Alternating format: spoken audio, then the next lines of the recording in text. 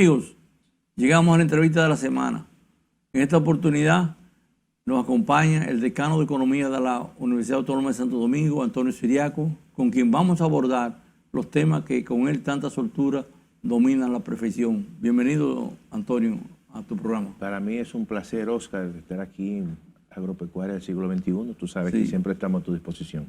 Sí, Antonio, de entrada, para que el público se ponga en línea, como dicen, darnos una evaluación de los resultados del año 2023, ya concluido plenamente y con la estadística a mano, enfocándonos en los parámetros de importantes para el público que nos escucha, como son el crecimiento del Producto Interno Bruto, Claro. el Producto Interno Bruto agropecuario, en esa línea. Mira, el año 2023 fue un año donde la economía dominicana tuvo un crecimiento bajo, no fue el crecimiento acostumbrado históricamente que ha tenido la República Dominicana. Fue un crecimiento que tuvo en alrededor de 2.4.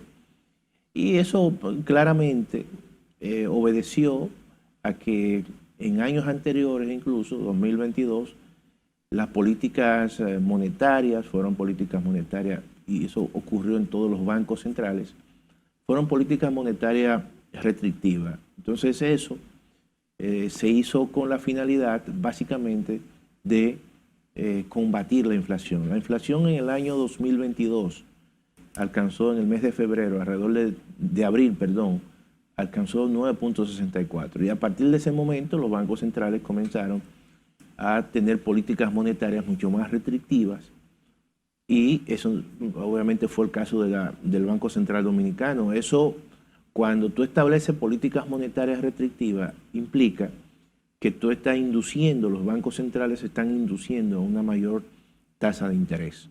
Es decir, están encareciendo el coste del dinero como un mecanismo de restringir todos los medios de pago, hacerlo mucho más costoso. Y eso claramente afecta la inversión privada y el consumo privado, porque cuando se incrementan básicamente los intereses producto de políticas monetarias más restrictivas, eso tiene un impacto en los proyectos que posiblemente se puedan iniciar. Una persona, un inversionista, un emprendedor que vaya al banco a tomar prestado y el banco le presente una tasa de interés mucho más alta, lo que hace que pospone esos proyectos. Y al posponer esos proyectos, entonces se está disminuyendo la inversión posible que se pueda hacer ese año. Lo mismo ocurre también con el consumo privado. Si nosotros hacemos un uso muy generalizado en este caso, de tarjeta de crédito, y los intereses básicamente de consumo vinculados con tarjeta de crédito son mucho más altos, entonces tú restringes el uso de tarjeta de crédito y restringe tu gasto, disminuye el consumo privado. Esos dos elementos, esa disminución del consumo privado y de la inversión privada, tuvo un impacto importante en el crecimiento de la economía. Si a eso tú le sumas que la inversión pública durante ese año y básicamente en los últimos años no ha estado en el nivel deseado, entonces tú tienes que tanto la política monetaria como la política fiscal eran un tanto restrictivas. Y todo eso claramente disminuye el crecimiento, ralentiza el crecimiento. Eso fue lo que ocurrió en el año 2023. El Banco Central se dio cuenta de que los primeros meses del año 2023 la economía se había ralentizado mucho. Por ejemplo, en enero del año 2023 apenas creció 0.1 la economía. Y luego entonces creció 1.2 y luego 1.4. Y cuando el banco vio que el crecimiento del primer trimestre era muy bajo, entonces comenzó a otorgar estímulos a sectores importantes, muchos sectores como el sector de la construcción, que ya incluso habían tenido un crecimiento negativo, y en febrero del año 2023 comenzó a otorgar estímulos por 21.400 millones de pesos. Pero no fue los 60.000 millones que se colocaron. Luego vinieron 60.000 millones más, y luego entonces vinieron más de 90.000 millones. O sea, todo el año, cuando uno analiza el informe final del Banco Central de la Economía Dominicana del año 2023, indica que durante ese año el Banco Central otorgó estímulos por encima de los 205.000 millones de pesos, que incluso todavía hoy en día hay alrededor de 30.000 millones que los tienen los bancos, que no lo han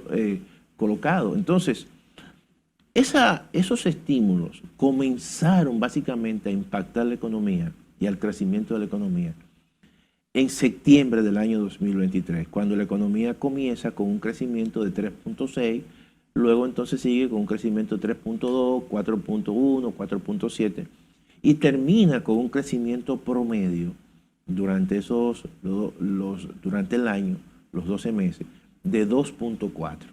Claro, es un crecimiento que estuvo por debajo del crecimiento promedio de la economía dominicana, por debajo del crecimiento potencial, pero no obstante hay que señalar lo siguiente, que el año pasado la economía mundial creció menos y también la economía latinoamericana creció menos, pero obviamente no es el crecimiento de la República Dominicana.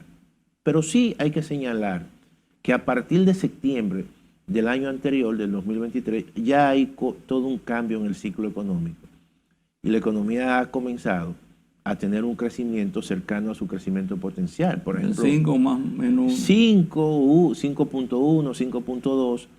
Y este año, por ejemplo, si uno observa la información del Banco Central, que la economía creció en los 2 primeros meses alrededor del 5.4 promedio, ya es un crecimiento que se acerca al crecimiento histórico de la República Dominicana. Incluso en el mes de febrero de este año, el último dato que ha presentado el banco, la economía creció 6.2 y todos los sectores tuvieron crecimiento positivo. El único sector que durante estos primeros meses, básicamente en el mes de febrero, tuvo un crecimiento negativo, fue el sector de minas y canteras, que minería, hay todo un tema ahí. Abajo un 50%. Claro, más de un 50% por el tema de que la Barrigold no está produciendo, la Falcon Bridge tiene problemas también en su producción, y eso entonces claramente ha impactado a ese sector que tuvo un crecimiento negativo. Pero es obvio que la economía dominicana en el año 2023 su crecimiento estuvo muy por debajo de su crecimiento potencial, pero no se puede decir que fue una catástrofe, porque es obvio que gran parte de las economías del entorno también tuvieron un crecimiento bajo. Sí, y en esa misma línea, Antonio, un tema que preocupa mucho, que tiene 2 efectos a nivel macro y micro, digamos, en la economía dominicana, que es los precios internacionales de la canasta básica de alimentos. Claro. Mira, tú sabes que los precios de la canasta básica alimenticia, cuando uno observa el índice de precios que presenta la FAO, tuvo en un momento determinado, a partir del año 2022, con la guerra de Rusia-Ucrania, un crecimiento importante. Eso impactó básicamente los insumos a nivel de los mercados internacionales. Hay que tomar en consideración que el sector agropecuario en la República Dominicana es un sector que importa muchos insumos, o sea, para su producción de bienes finales. Entonces ahí tú encuentras que la soya, que el maíz, que la urea, que se utiliza mucho para los fertilizantes, que los aceites y las grasas comestibles, que también se transforman y básicamente se utilizan para el consumo humano en muchos casos. El trigo, y del trigo se procesa la harina, y de la harina evidentemente que se produce el pan. Todo eso tuvo básicamente desde el año 2022 unos precios internacionales muy altos. Luego ya fueron cediendo a partir del año 2023. Sin embargo, los precios, Oscar, tienen cierta dificultad porque generalmente cuando los precios suben muy rápido. Yo siempre he dicho que los precios suben por el ascensor, pero luego para bajar, bajan por las escaleras. Y eso, en cierta manera, refleja estructuras muchas veces de mercados diferentes. Por ejemplo, si bien es cierto que muchos de esos insumos disminuyeron, pero no es menos cierto que la velocidad en que muchos de esos precios de bienes agropecuarios fueron bajando fue diferente. Por ejemplo, tú puedes, y obviamente fueron diferentes porque son mercados diferentes. Tú sabes que los mercados agrícolas, en muchos casos, hay algunos mercados que tienen más intermediación que otras. Hay mercados que están menos intervenidos que otros. Entonces, los procesos que se dan de distribución muchas veces hacen que la velocidad en la cual esos precios disminuyan sean muy lentos. Y entonces eso se refleja en que la canasta de bienes agropecuarios, no tuvo la disminución tan fuerte como tuvo la canasta general. Por ejemplo, cuando en el año 2023 el Banco Central decía que la inflación estaba bajando y que ya estaba cercano a su meta de inflación, que llegó incluso hasta un 3. Cuando llegó a un 3.7, 3.6, todavía los precios del grupo de alimentos y bebidas no alcohólicas prácticamente tenían una inflación de un 6%, casi el doble. 16 ítems son. O sea, claro, casi el doble. ¿Por qué? Bueno, porque son mercados, básicamente, y bienes y servicios con mercados con un poder, en algunos casos, quizá oligopólico, en otros casos hay intervención del Estado que en cierta manera generan precios de intervención un tanto relativamente alta para que el productor no se vea perjudicado. Y otros bajan, obviamente, a una velocidad mucho más rápida porque son mercados mucho más libres. Otros tienen cadenas de intermediación que influyen, muy larga. Todo eso hace que los mercados agrícolas no tengan las mismas características y no reflejan quizás la flexibilidad de otros mercados que cuando los precios suben, evidentemente internacionales suben los precios aquí, pero cuando bajan, inmediatamente bajan aquí. No pasa así con los mercados agrícolas. Por lo tanto, eso afecta la canasta básica alimenticia. Y ya incluso en el último informe, este año 2024, el informe que presenta el Banco Central de los precios, el banco anunciaba y decía, mira, el precio de los alimentos, del grupo de alimentos y bebidas, creció muy poco. Es decir, que ya se puede decir que hay un proceso importante de convergencia hacia la baja, pero se mantuvieron altos durante mucho tiempo. Y eso la gente lo siente, porque la ponderación de los alimentos, Oscar, en la canasta básica es de casi un 23%. Es decir, la ponderación más alta de los 364 productos de la canasta básica, en un 24%, son bienes agrícolas, bienes alimenticios.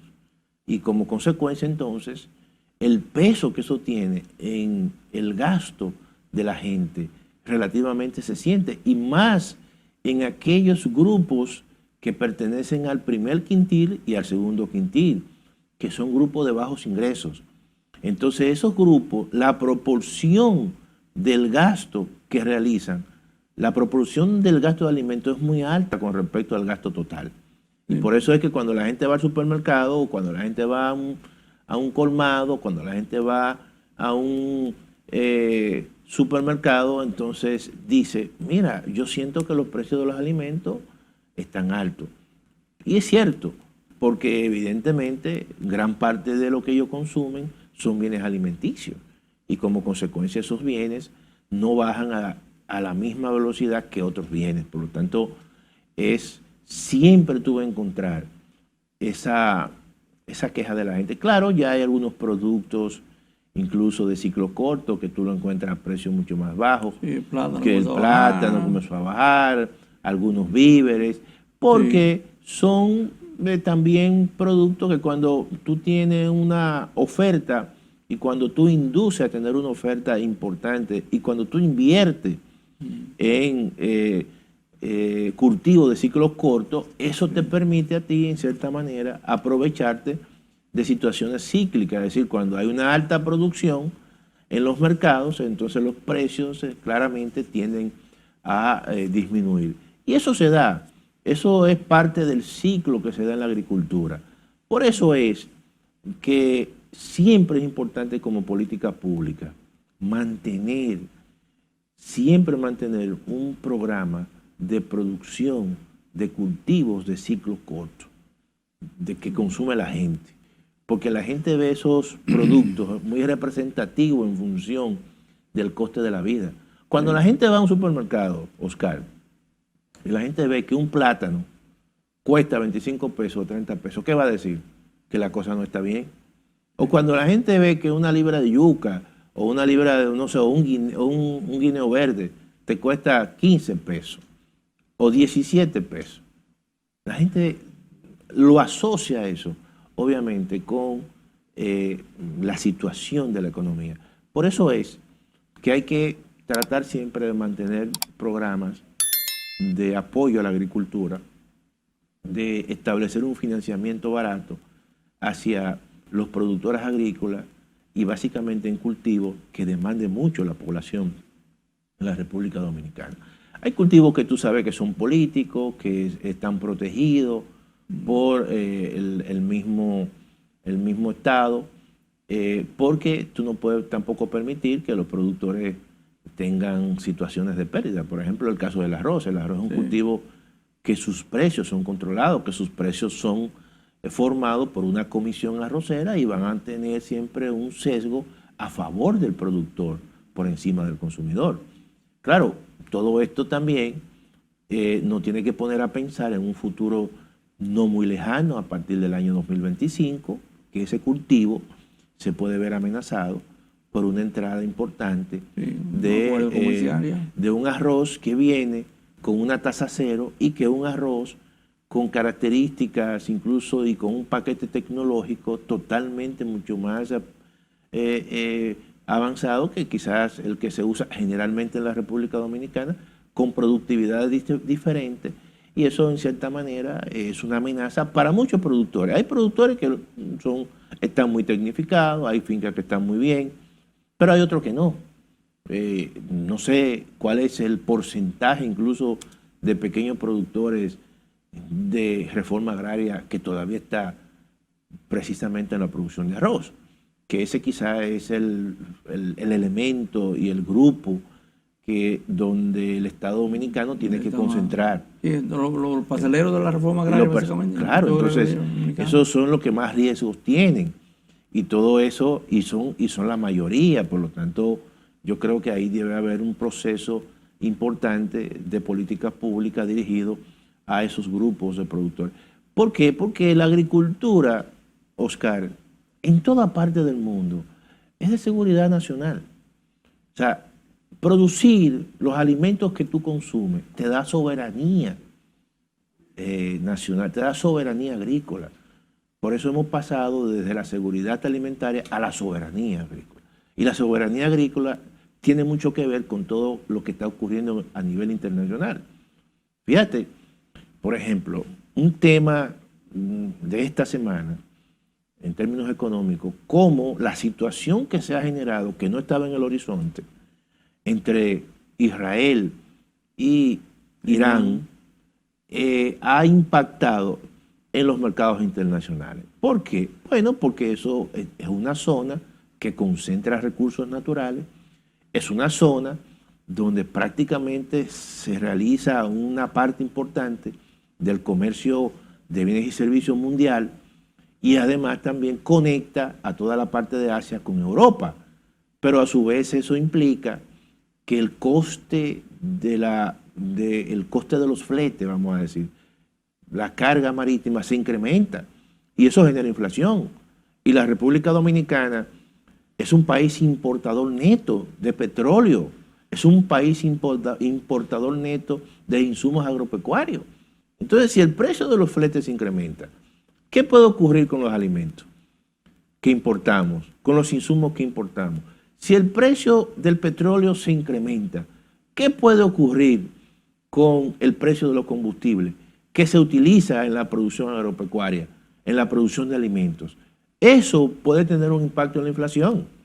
Sí. Y después que hemos hecho un esfuerzo importante, Oscar, con políticas restrictivas, con políticas incluso que contribuyeron a la disminución del consumo privado, de la inversión privada, y que hizo que la economía dominicana en parte tuviera un menor crecimiento el año pasado.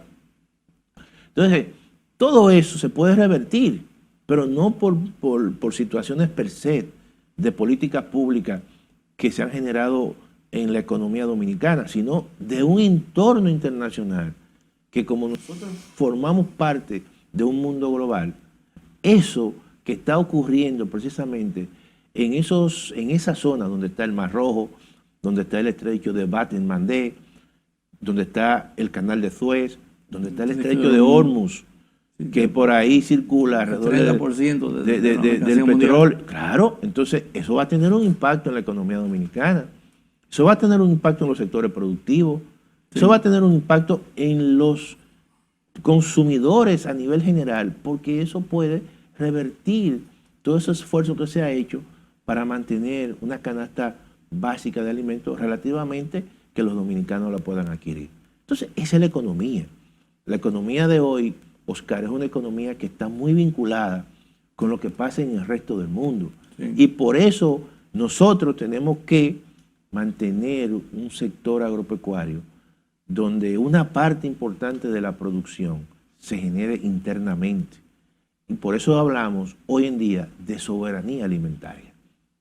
Y eso es muy importante porque la soberanía alimentaria lo que te está es blindando de lo que ocurra y de lo que puede ocurrir, porque estamos cada vez más amenazados por situaciones de guerra. Bueno, mucha gente habla de una tercera guerra mundial, no sabemos. Sí, más de Irán con una bomba casi lista. Claro, porque Irán tiene bombas nucleares. Irán lo tiene. No, bueno, ellos están en eso. Preparando, enriqueciendo material. Claro, correcto. Pero ya después que lo tengan, dice que en 2 semanas pueden armar una bomba. Y son iguales ya. Y son iguales. Israel tiene de hace décadas ya. Cuando tú tienes a un enemigo que tiene las mismas herramientas que tú tienes, entonces eso genera un proceso de situación de no tomar decisión, porque al final se van a destruir y eso tiene un impacto a nivel global. De manera que yo creo que sigamos fomentando y apoyando el sector agropecuario. Es tan complejo el ambiente, Antonio, que sí. Tú ves, por ejemplo, que el gobierno en el año 2023 le dio más de 900 millones de pesos a los sectores productivos agrícolas para subsidios de los fertilizantes. Claro. Pero también a su vez tú dices, ¿para qué genera decreto ese de que quita la exención arancelaria a todos los bienes importados? Claro. Que entonces deprimen la producción local. Sí. O sea, son medidas que aparentemente tú la ves claro, que son contradictorias. Por ejemplo, tú dices, bueno, la idea fue que un mecanismo para tú acelerar la disminución de precios, para contribuir que la inflación bajara. Pero no se reflejó. Pero entonces tú estás perjudicando a los productores nacionales. Yo creo que nosotros tenemos que priorizar la producción nacional. Y yo creo que en ese sentido la República Dominicana tiene que ver lo que está ocurriendo a nivel de su entorno. Cada vez más es más importante, por lo que he explicado, tener cierta soberanía nacional. Que eso tenga un costo en el sentido de que eso pueda hacer que los productores puedan producir un poquito más caro. Sí, pero tenemos la producción nacional, la tenemos aquí. Aquí en pandemia, fíjate que los mercados dominicanos se mantuvieron muy fluidos. Aquí en pandemia se puede decir que en sentido general hubo pocas importaciones de productos que consumía la población dominicana. O sea, los mercados estaban abastecidos. Entonces, es básicamente el precio de tú mantener cierto nivel de, vamos a decir, de aislamiento con respecto al contexto internacional. Tú vas a tener una producción nacional que te va a responder precisamente a la demanda nacional. ¿Que los precios puedan estar un poco más caros? Claro que sí. Pero si tú estableces concomitantemente una apertura de muchos productos importantes al mercado internacional, eso no va a beneficiar al productor, eso está beneficiando a grupos de importadores o a determinados grupos. Claro, eso tú tienes, porque si lo haces también, tú tienes que garantizar que el mismo productor a lo mejor pueda tener una parte de esa importación, que antes se hacía eso en muchos casos. A los grupos organizados. A los grupos organizados. Tú dices, bueno, mira, tú mides realmente el mercado, tú dices, va a haber un déficit, la producción nacional no es suficiente, vamos a importar este volumen, pero que sea mediante un acuerdo entre productores organizados del sector afectado y algunos productores o importadores con capacidad. Y ahí entonces tú llegas a un acuerdo para que no se perjudique al sector. Sí. Entonces, yo creo que cada vez más tenemos que pensar, y lo reitero, en el tema de la soberanía alimentaria, Oscar. No está claro. Porque el mundo es un mundo cada vez más convulso. Más globalizado. Y la tendencia es a que la cosa, más que mejoren, las cosas pueden empeorar. Sí. Antonio, quiero ver un tema que aunque no está así directamente, sí, o la gente muchas veces no lo percibe conectado tan directamente con la agropecuaria, es la parte de la inteligencia artificial. Aunque sí, yo sé que ya eso tiene un efecto que tú dices, bueno, un dron que te cubre 600 tareas con un operario ahí, no es lo mismo que tú tener una brigada de fumigadores el día entero, que para cubrirte 600 tareas necesitaba 10 hombres. Mira, Oscar. O sea que como quiera, estamos hablando de reducción de mano de obra por ese lado. Mira, Oscar, la inteligencia artificial, eso está impactando todos los sectores. Y el sector de la agropecuaria es uno de los que más eso evidentemente está impactando. Tú has mencionado algo interesante, ¿no? Como un dron que puede ser manejado directamente y puede hacer trabajos que brigadas enteras de personas, trabajadores, de obreros, pueden hacer en una finca y en una extensión de terreno. Entonces, eso es un tema que cada vez más está impactando a la agricultura y básicamente a la agricultura moderna. Sí. En una gran parte, en Estados Unidos ya eso es muy común, en incluso campos agrícolas en Europa, en Francia, se están utilizando drones, en España. Es decir, que hay toda una penetración de este tipo de tecnología de última generación que está impactando a los sectores. ¿Qué está ocurriendo? Que la inteligencia artificial está desplazando aquellas ocupaciones que son rutinarias. Sí. Es decir, una persona, supongamos, que esté todos los días sentado en un computador y esté escribiendo algún programa, es alguna rutina, pero hoy en día ya tú tienes el chat GPT, el chat PIN, que te hace esa rutina. Entonces, ya tú no necesitas tener un grupo de operarios que te esté escribiendo, sino que el chat te puede generar esa misma información. Y está desplazando gente.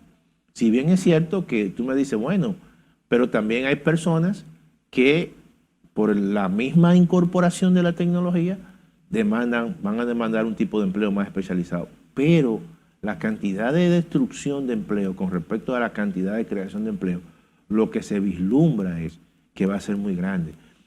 Algunos estudios que se han hecho para América Latina, por ejemplo, cuando tú analizas el mercado de trabajo de la República Dominicana, y se puede analizar eso a través de la encuesta de fuerza de trabajo continua que hace el Banco Central, y tú puedes ver por grupos de operarios, por ejemplo, por grupos de ocupaciones, vamos a decir, y tú encuentras que en la República Dominicana hay muchas ocupaciones que de una forma u otra son ocupaciones rutinarias, y que los estudios indican que un 62% de esas personas que están en el mercado de trabajo en la República Dominicana, y estamos hablando que hoy en día, según el Banco Central, hay 4.9 millones de personas que por lo menos declaran tener un nivel de un ingreso, ¿no?, en algún tipo de ocupación. El 62% de esos 4.9 millones de personas tiene riesgo de ser desplazado por la inteligencia artificial o por algún tipo de elemento vinculado con la robótica. Entonces, ya eso nos tiene que poner a pensar que nosotros tenemos riesgos importantes y que esa tecnología que se está básicamente incorporando de forma masiva al tejido empresarial, claramente no impone riesgos importantes. Entonces, la agropecuaria, que es básicamente una ocupación, es un sector donde en muchos casos y en muchos sectores hay muchos empleos y la relación capital-trabajo es relativamente muy bajita, es decir, muchos trabajadores y poco capital, eso se puede revertir. Y esa relación capital-trabajo pues, se puede incrementar, donde prácticamente se incrementa el uso de la tecnología con respecto al número de trabajadores. Y ese es un impacto que tiene la inteligencia artificial. De manera que ahí habrá que establecer programas, básicamente, cambiar currícula, cambiar planes de estudio, porque también eso afecta los planes de estudio. O sea, tú no puedes graduar ahora a un agrónomo o una persona que no esté vinculado con esta nueva tecnología, porque si no, se va básicamente a quedar retrasado, no va a conseguir trabajo, y esos son elementos evidentemente que impactan a todos los sectores. Yo te puse el caso de la agropecuaria, pero eso también puede pasar en el caso de la educación. Eso puede pasar en los almacenes, en todas las grandes, hasta el manejo de las grandes fábricas. Tú vas, los choferes. Tú vas ahora mismo, por ejemplo, a, no sé, a cualquier empresa importante automotriz, y todo lo que ensamblan los vehículos no son personas, son robots. Y lo pintan, hacen y todo. lo pintan, y entonces eso ya comenzó. Y eso es lo que está, evidentemente, extendiéndose a otros sectores que sí usan muchas ocupaciones rutinarias, que sí usan muchos trabajadores, como el sector agropecuario, y que posiblemente, quizás en la próxima década, eso haga un cambio importante. No está claro. Te digo que yo veo así, y por la experiencia que tengo, Claro, por ejemplo, tuve una compañía en los años 80 de fumigación. Sí. Y te estoy hablando que era una brigada de 10 hombres que necesitaba. Ya no necesita, lo que iban ganando la manguera, lo que llevaban la barra. Ya no necesita eso. Por eso me daban unas 200 tareas cuando estaba bueno el suelo, que era muy profundo, en el arroz. Claro. Y ahora un dron. Un dron te hace todo eso. Yo vi un curso que mandó el ICA ahí, de una muchacha que entrenaron, muchachitas jóvenes, ella misma, o sea, una jovencita de esta, la familia rural, puede manejar el dron, 600 tareas un día. Así mismo. Y en una finca hasta ganadera, un mismo dron con un animal te puede a ti conducir una cantidad inmensa de animales a su lugar y a su establo. Tan simple como eso. Ya tú no necesitas realmente tener mucha gente que te estén... Incluso, no sé si quizás tú lo viste, un robot, lo vi incluso vía las redes sociales, inventado por los chinos, básicamente que hacen todo el proceso de corte y monte de grandes zonas, por ejemplo, de cereales, y cortan pan. Entonces, dice, bueno, pero ¿hasta dónde nosotros vamos a llegar? ¿Hasta dónde va a llegar esta tecnología?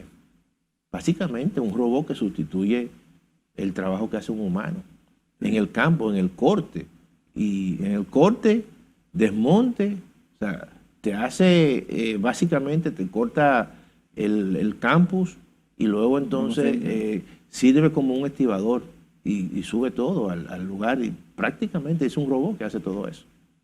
Es una realidad lo que está ocurriendo. Estamos ante un mundo que creo que nadie 10 años atrás se imaginaba. Así es. Antonio, el tiempo se nos fue. Es un tema muy interesante y creo que tendríamos que dedicar casi un programa solamente enfocarnos en esto. Sí. Pero los espacios están abiertos para siempre tenerte con nosotros, actualizando la data económica del país, y agradecemos tu atención. No, gracias a ti siempre por tu invitación. Siempre cuentas con nosotros. Sí. Amigos, con la entrevista concluimos el programa. Muchas gracias por su atención. Le esperamos el próximo sábado a esta misma hora y en el mismo canal.